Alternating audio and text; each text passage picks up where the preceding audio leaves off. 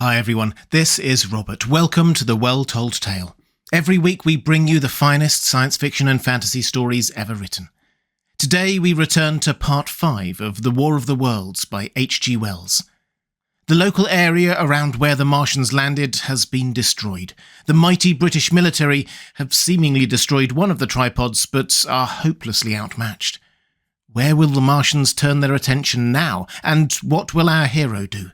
It's time to pull up a chair, relax, and enjoy Part 5 of The War of the Worlds by H.G. Wells. 13. How I Fell In with the Curate. After getting this sudden lesson in the power of terrestrial weapons, the Martians retreated to their original position upon Horsell Common, and in their haste, and encumbered with the debris of their smashed companion, they no doubt overlooked many such a stray and negligible victim as myself. Had they left their comrade and pushed on forthwith, there was nothing at that time between them and London but batteries of 12-pounder guns, and they would certainly have reached the capital in advance of the tidings of their approach. As sudden, dreadful and destructive their advent would have been as the earthquake that destroyed Lisbon a century ago. But they were in no hurry.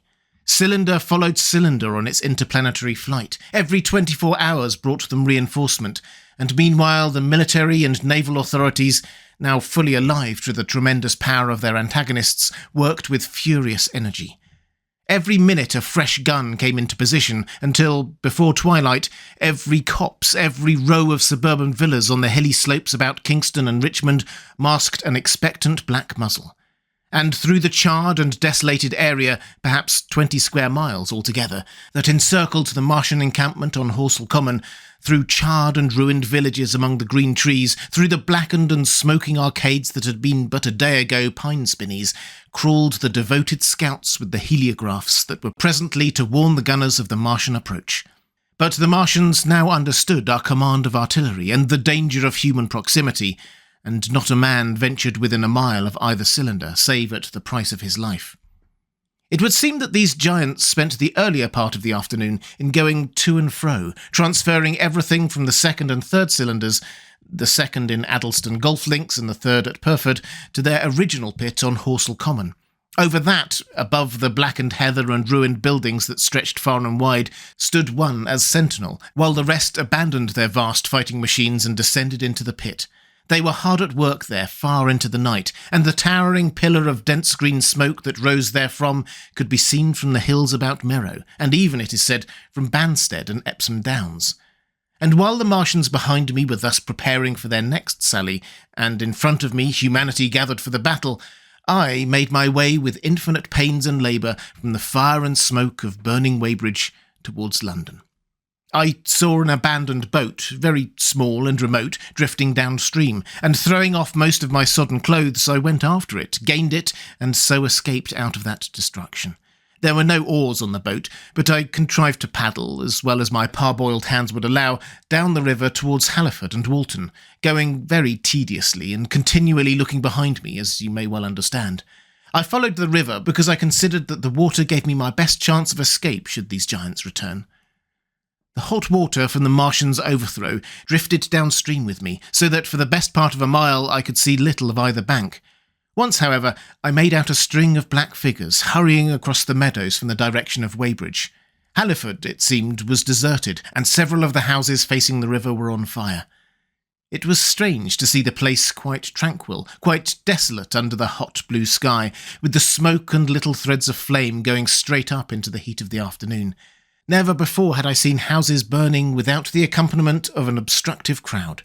A little further on, the dry reeds up the bank were smoking and glowing, and a line of fire inland was marching steadily across a late field of hay. For a long time I drifted, so painful and weary was I after the violence I had been through, and so intense the heat upon the water. Then my fears got the better of me again, and I resumed my paddling. The sun scorched my bare back. At last, as the bridge at Walton was coming into sight around the bend, my fever and faintness overcame my fears, and I landed on the Middlesex bank and lay down, deadly sick, amid the long grass. I suppose the time was then about 4 or 5 o'clock. I got up presently, walked perhaps half a mile without meeting a soul, and then lay down again in the shadow of a hedge. I seem to remember talking wanderingly to myself during that last spurt. I was also very thirsty, and bitterly regretful I had drunk no more water. It is a curious thing that I felt angry with my wife. I cannot account for it, but my impotent desire to reach Leatherhead worried me excessively. I do not clearly remember the arrival of the curate, so that probably I dozed. I became aware of him as a seated figure in soot-smudged shirt-sleeves, and with his upturned, clean-shaven face staring at a faint flickering that danced over the sky. The sky was what is called a mackerel sky, rows and rows of faint down plumes of cloud, just tinted with the midsummer sunset. I sat up, and at the rustle of my motion he looked at me quickly. "Have you any water?" I asked abruptly. He shook his head. "You have been asking for water for the last hour," he said. For a moment we were silent, taking stock of each other. I dare say he found me a strange enough figure, naked save for my water-soaked trousers and socks, scalded, and my face and shoulders blackened by the smoke. His face was a fair weakness, his chin retreated, and his hair lay in crisp, almost flaxen curls on his low forehead. His eyes were rather large, pale blue, and blankly staring. He spoke abruptly, looking vacantly away from me. "What does it mean?" he said.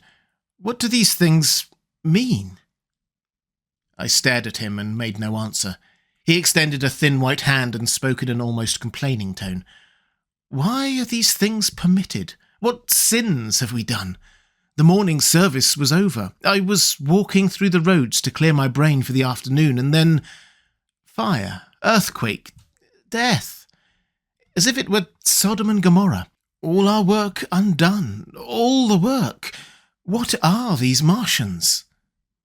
"What are we?" I answered, clearing my throat. He gripped his knees and turned to look at me again. For half a minute, perhaps, he stared silently.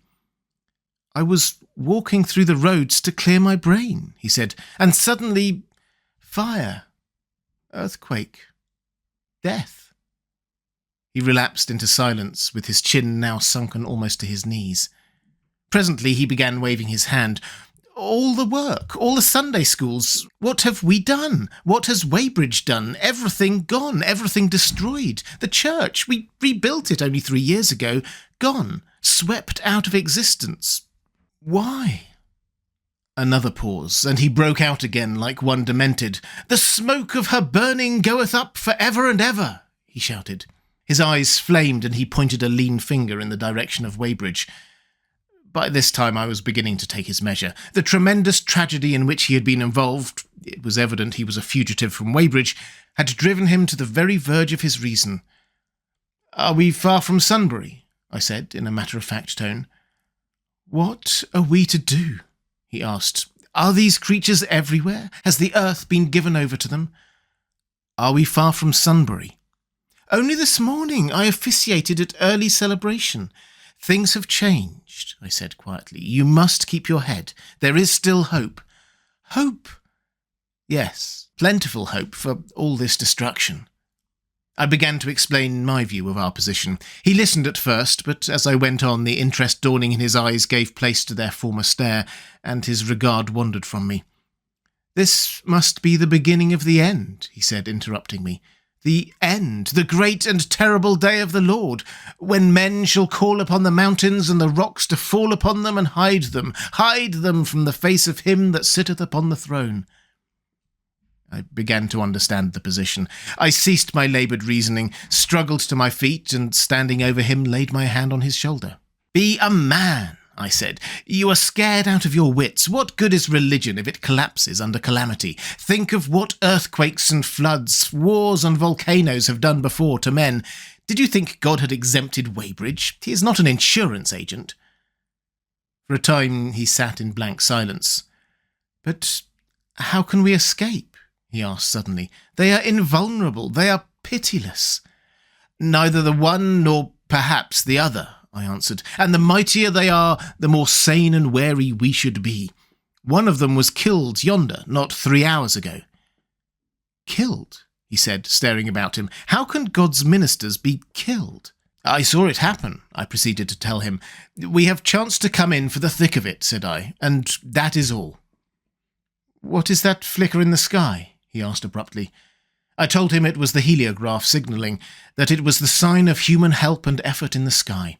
"We are in the midst of it," I said, "quiet as it is. That flicker in the sky tells of the gathering storm. Yonder, I take it, are the Martians, and Londonward, where those hills rise about Richmond and Kingston, and the trees give cover, earthworks are being thrown up and guns are being placed. Presently the Martians will be coming this way again." And even as I spoke, he sprang to his feet and stopped me by a gesture. "Listen," he said. From beyond the low hills across the water came the dull resonance of distant guns and a remote, weird crying. Then everything was still. A cockchafer came droning over the hedge and past us. High in the west the crescent moon hung faint and pale above the smoke of Weybridge and Shepperton and the hot, still splendour of the sunset. "We had best follow this path," I said. "Northward." 14. In London. My younger brother was in London when the Martians fell at Woking. He was a medical student working for an imminent examination, and he heard nothing of the arrival until Saturday morning. The morning papers on Saturday contained, in addition to lengthy special articles on the planet Mars, on life in the planets and so forth, a brief and vaguely worded telegram, all the more striking for its brevity. The Martians, alarmed by the approach of a crowd, had killed a number of people with a quick-firing gun, so the story ran. The telegram concluded with the words, "Formidable as they seem to be, the Martians have not moved from the pit into which they have fallen, and indeed seem incapable of doing so. Perhaps this is due to the relative strength of the Earth's gravitational energy." On that last text, their leader-writer expanded very comfortingly. Of course, all the students in the Crammer's biology class, to which my brother went that day, were intensely interested, but there were no signs of any unusual excitement in the streets. The afternoon papers puffed scraps of news under big headlines. They had nothing to tell beyond the movements of troops about the Common and the burning of the pine woods between Woking and Weybridge until 8. Then the St. James Gazette, in an extra special edition, announced the bare fact of the interruption of telegraphic communication. This was thought to be due to the falling of burning pine trees across the line. Nothing more of the fighting was known that night, the night of my drive to Leatherhead and back. My brother felt no anxiety about us, as he knew from the description in the papers that the cylinder was a good 2 miles from my house. He made up his mind to run down that night to me, in order, as he says, to see the things before they were killed. He dispatched a telegram, which never reached me, about 4 o'clock, and spent the evening at a music hall. In London also one Saturday night there was a thunderstorm, and my brother reached Waterloo in a cab. On the platform from which the midnight train usually starts, he learned, after some waiting, that an accident prevented trains from reaching Woking that night. The nature of the accident he could not ascertain. Indeed, the railway authorities did not clearly know at that time. There was very little excitement in the station, as the officials, failing to realise that anything further than a breakdown between Byfleet and Woking Junction had occurred, were running the theatre trains which usually passed through Woking around by Virginia Water or Guildford. They were busy making the arrangements to alter the route of the Southampton and Portsmouth Sunday League excursions. A nocturnal newspaper reporter, mistaking my brother for the traffic manager, to whom he bears a slight resemblance, waylaid and tried to interview him. Few people, excepting the railway officials, connected the breakdown with the Martians. I have read in another account of these events that on Sunday morning all London was electrified by the news from Woking. As a matter of fact, there was nothing to justify that very extravagant phrase. Plenty of Londoners did not hear of the Martians until the panic of Monday morning. Those who did took some time to realise all that the hastily worded telegrams in the Sunday papers conveyed. The majority of people in London do not read Sunday papers. The habit of personal security, moreover, is so deeply fixed in the Londoner's mind, and startling intelligence so much a matter of course in the papers, that they could read without any personal tremors, "About 7 o'clock last night, the Martians came out of the cylinder, and moving about under an armour of metallic shields, have completely wrecked Woking Station with the adjacent houses, and massacred an entire battalion of the Cardigan Regiment. No details are known. Maxims have been absolutely useless against their armour, the field guns have been disabled by them, flying hussars have been galloping into Chertsey, the Martians appear to be moving slowly towards Chertsey or Windsor, great anxiety prevails in West Surrey, and earthworks are being thrown up to check the advance Londonward." That was how the Sunday Sun put it, and a clever and remarkably prompt handbook article in the Referee compared the affair to a menagerie suddenly let loose in a village. No one in London knew positively of the nature of the armoured Martians, and there was still a fixed idea that these monsters must be sluggish, crawling, creeping painfully. Such expressions occurred in almost all the earlier reports. None of the telegrams could have been written by an eyewitness of their advance. The Sunday papers printed separate editions as further news came to hand, some even in default of it, but there was practically nothing more to tell people until late in the afternoon, when the authorities gave the press agencies the news in their possession. It was stated that the people of Walton and Weybridge and all the district were pouring along the roads Londonward, and that was all. My brother went to church at the Foundling Hospital in the morning, still in ignorance of what had happened on the previous night. There he heard allusions made to the invasion and a special prayer for peace. Coming out, he bought a referee. He became alarmed at the news in this, and went again to Waterloo Station to find out if communications were restored. The omnibuses, carriages, cyclists, and innumerable people walking in their best clothes seemed scarcely affected by the strange intelligence that the news vendors were disseminating. People were interested, or if alarmed only on account of the local residents. At the station, he heard for the first time that the Windsor and Chertsey lines were now interrupted. The porters told him that several remarkable telegrams had been received in the morning from Byfleet and Chertsey stations, but that these had abruptly ceased. My brother could get very little precise detail out of them. "There's fighting going on about Weybridge," was the extent of their information. The train service was now very much disorganised. Quite a number of people who had been expecting friends from places on the South Western network were standing about the station. One grey-haired old gentleman came and abused the South Western company bitterly to my brother. "It wants showing up," he said. 1 or 2 trains came in from Richmond, Putney and Kingston, containing people who had gone out for a day's boating and found the locks closed and a feeling of panic in the air. A man in a blue and white blazer addressed my brother, full of strange tidings.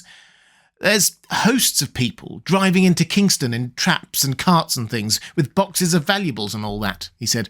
"They come from Molesey and Weybridge and Walton, and they say there's been guns heard at Chertsey, heavy firing, and that mounted soldiers have told them to get off at once because the Martians are coming. We heard guns firing at Hampton Court Station, but we thought it was thunder. What the dickens does it all mean? The Martians can't get out of their pits, can they?" My brother could not tell him. Afterwards, he found that the vague feeling of alarm had spread to the clients of the Underground Railway, and that the Sunday excursionists began to return from all over the southwestern lung, Barnes, Wimbledon, Richmond Park, Kew, and so forth, at unnaturally early hours, but not a soul had anything more than vague hearsay to tell of. Everyone connected with the terminus seemed ill-tempered. About 5 o'clock, the gathering crowd in the station was immensely excited by the opening of the line of communications, which is almost invariably closed, between the southeast and the southwestern stations, and the passage of carriage trucks bearing huge guns and carriages crammed with soldiers. These were the guns that were brought up from Woolwich and Chatham to cover Kingston. There was an exchange of pleasantries. "You'll get eaten," "We're the beast tamers," and so forth. A little while after that, a squad of police came into the station and began to clear the public off the platforms, and my brother went out into the street again. The church bells were ringing for evensong, and a squad of Salvation Army lassies came singing down Waterloo Road. On the bridge, a number of loafers were watching a curious brown scum that came drifting down the stream in patches. The sun was just setting, and the clock tower and the Houses of Parliament rose against one of the most peaceful skies it is possible to imagine, a sky of gold, barred with long transverse stripes of reddish-purple cloud. There was talk of a floating body. One of the men there, a reservist he said he was, told my brother he had seen the heliograph flickering in the west. In Wellington Street, my brother met a couple of sturdy roughs who had just been rushed out of Fleet Street with still-wet newspapers and staring placards. "Dreadful catastrophe," they bawled one to the other down Wellington Street. "Fighting at Weybridge, full description, repulse of the Martians, London in danger." He had to give 3p for a copy of that paper. Then it was, and then only, that he realised something of the full power and terror of these monsters. He learned that they were not merely a handful of small, sluggish creatures, but that they were minds swaying vast mechanical bodies, and that they could move swiftly and smite with such power that even the mightiest guns could not stand against them. They were described as vast spider-like machines, nearly 100 feet high, capable of the speed of an express train and able to shoot out a beam of intense heat. Masked batteries, chiefly of field guns, had been planted in the country about Horsell Common, and especially between the Woking district and London.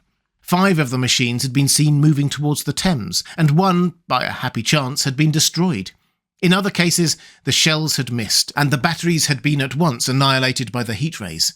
Heavy losses of soldiers were mentioned, but the tone of the dispatch was optimistic. The Martians had been repulsed. They were not invulnerable. They had retreated to their triangle of cylinders again, in the circle about Woking. Signallers with heliographs were pushing forward upon them from all sides. Guns were in rapid transit from Windsor, Portsmouth, Aldershot, Woolwich, even from the north. Among others, long wire guns of 95 tons from Woolwich. Altogether, 116 were in position or being hastily placed, chiefly covering London. Never before in England had there been such a vast or rapid concentration of military material. Any further cylinders that fell, it was hoped, could be destroyed at once by high explosives, which were being rapidly manufactured and distributed. No doubt, ran the report, the situation was of the strangest and gravest description, but the public was exhorted to avoid and discourage panic. No doubt the Martians were strange and terrible in the extreme, but at the outside there could be not more than 20 of them against our millions.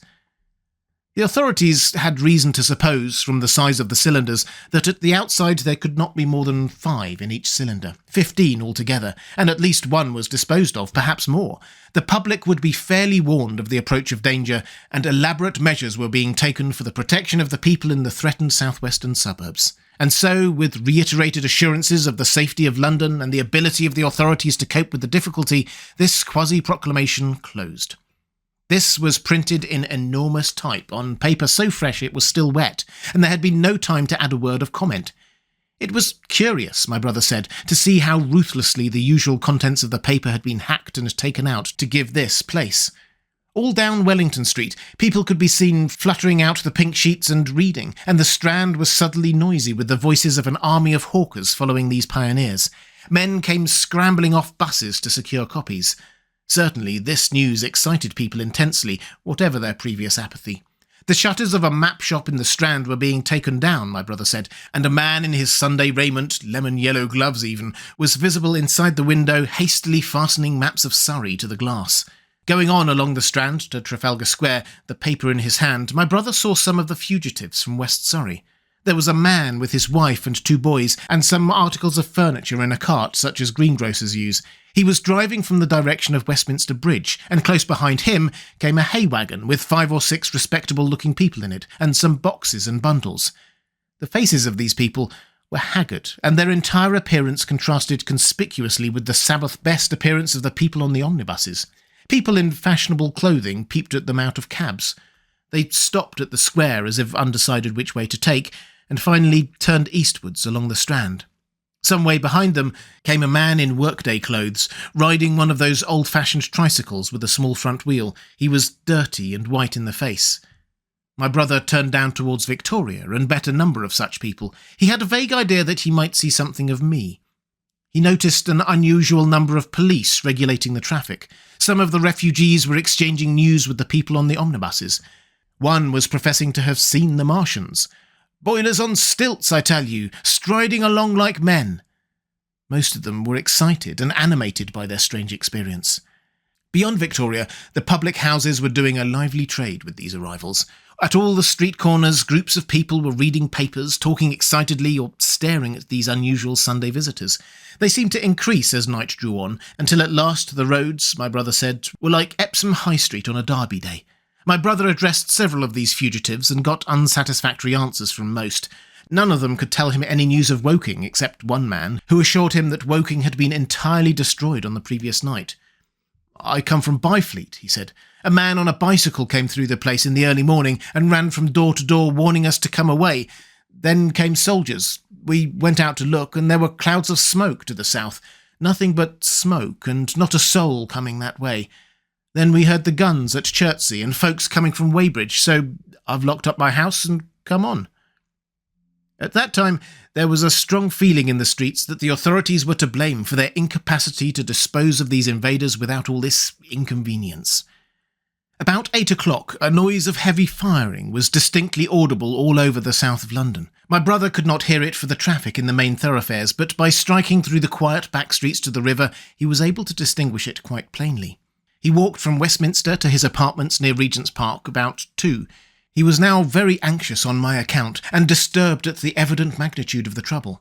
His mind was inclined to run, even as mine had run on Saturday, on military details. He thought of all those silent, expectant guns, of the suddenly nomadic countryside. He tried to imagine boilers on stilts 100 feet high. There were 1 or 2 cartloads of refugees passing along Oxford Street and several in the Marylebone Road, but so slowly was the news spreading that Regent Street and Portland Place were full of their usual Sunday night promenaders, albeit they talked in groups, and along the edge of Regent's Park there were many silent couples walking out together under the scattered gas lamps as ever there had been. The night was warm and still, and a little oppressive. The sound of guns continued intermittently, and after midnight there seemed to be sheet lightning in the south. He read and reread the paper, fearing the worst had happened to me. He was restless, and after supper prowled out again aimlessly. He returned and tried in vain to divert his attention to his examination notes.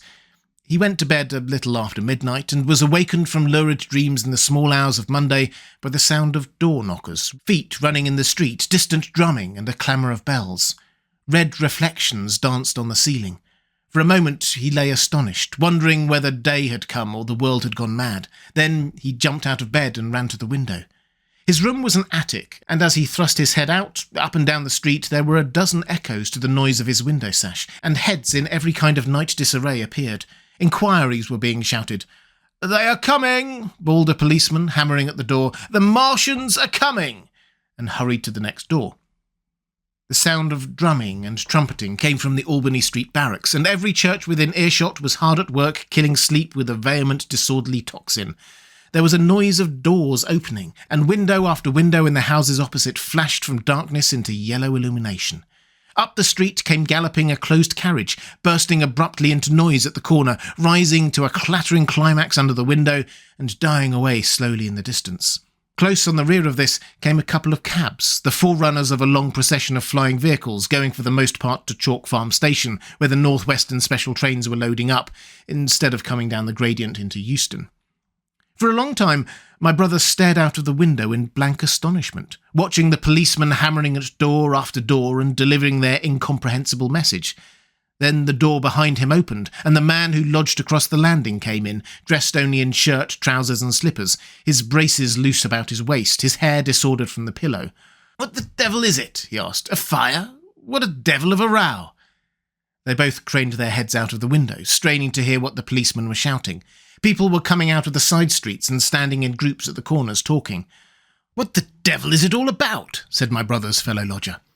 My brother answered him vaguely and began to dress, running with each garment to the window in order to miss nothing of the growing excitement. And presently men selling unnaturally early newspapers came bawling into the street. "London in danger of suffocation! The Kingston and Richmond defences forced! Fearful massacres in the Thames Valley!" And all about him, in the rooms below, in the houses on each side and across the road, and behind in the park terraces and in the 100 other streets in that part of Marylebone, and the Westbourne Park district and St Pancras, and westward and northward in Kilburn and St John's Wood and Hampstead, and eastward in Shoreditch and Highbury and Haggerston and Hoxton, and indeed through all the vastness of London, from Ealing to East Ham, people were rubbing their eyes and opening windows to stare out and ask aimless questions, dressing hastily as the first breath of the coming storm of fear blew through the streets. It was the dawn of the Great Panic. London, which had gone to bed on Sunday night oblivious and inert, was awakened in the small hours of Monday morning to a vivid sense of danger.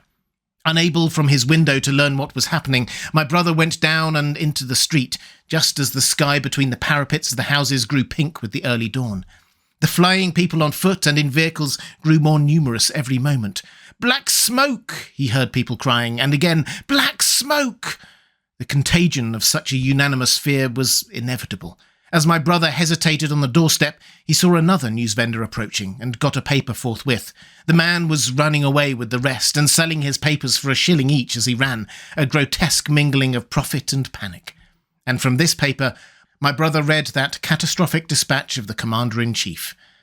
The Martians are able to discharge enormous clouds of a black and poisonous vapour by means of rockets. They have smothered our batteries, destroyed Richmond, Kingston and Wimbledon, and are advancing slowly towards London, destroying everything on the way.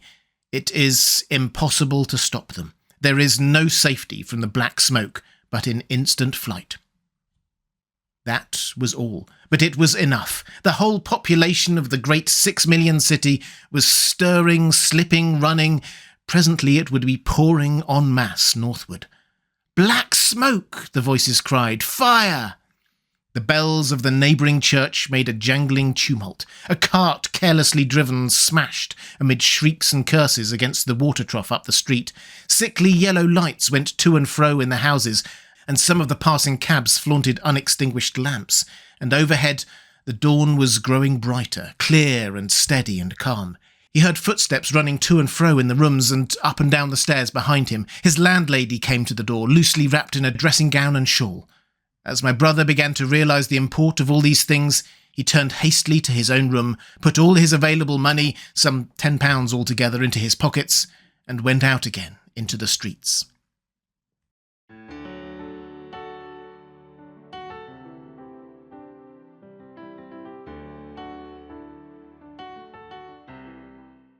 And welcome back. I hope you enjoyed part 5 of The War of the Worlds by H.G. Wells. If you'd like to support The Well Told Tale as we make these classics available for free to everyone, thank you. The best way to do that is through my Patreon page. There's a link in the description. I'll be back next week with part 6. The questions remain. Where is safe in the face of this alien invasion? And is there a way humanity can possibly fight back? I hope you can join me.